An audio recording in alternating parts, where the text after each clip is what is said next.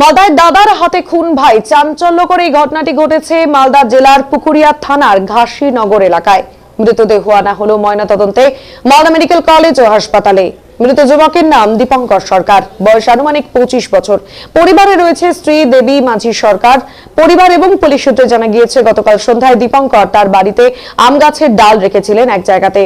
সেই সময় অভিযুক্ত দাদা কমল সরকার সমস্ত গাছের ডাল বাড়ির বাইরে ফেলে দেয়। দীপঙ্করের স্ত্রী প্রতিবাদ করতে গেলেই তাকে অকথ্য ভাষায় গালিগালাজ করে কমল বলে অভিযোগ। আর সেই সময় প্রতিবাদ করে ভাই দীপঙ্কর সরকার, আর তার জেরে দুই ভাইয়ের মধ্যে শুরু হয় বিবাদ। ঘর থেকে ধারালো অস্ত্র বের করে কমল ভাই দীপঙ্কর সরকারকে এলোপাথারি আঘাত করে বলে অভিযোগ। রক্তাক্ত অবস্থায় দীপঙ্করকে চিকিৎসার জন্য নিয়ে আসা হয় মালদা মেডিকেল কলেজ ও হাসপাতালে।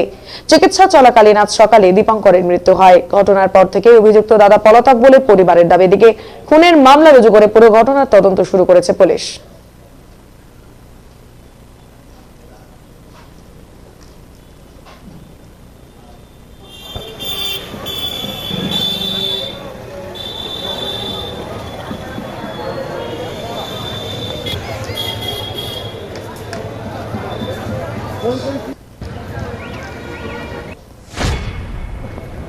ওদের ভাই নিয়ে কথা হয়েছিল।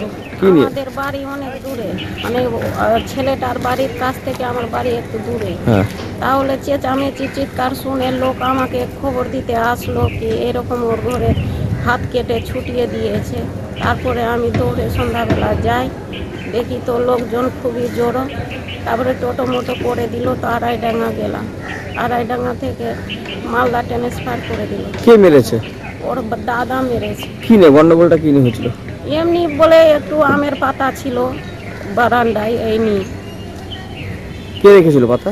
পাতাটা বউটা রেখেছিল, কালকে লক্ষ্মী ভেঙেছে, ওইগুলো পাতা রেখেছিল বারান্দায়।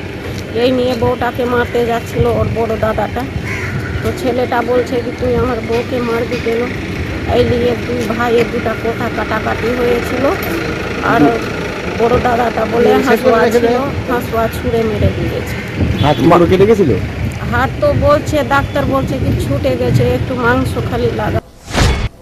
নিজে নিজে হাত কেটে দিয়ে? না না, লোকে কেটে দিয়ে? ভাই কোথায় রে, বাড়ি কোথায়?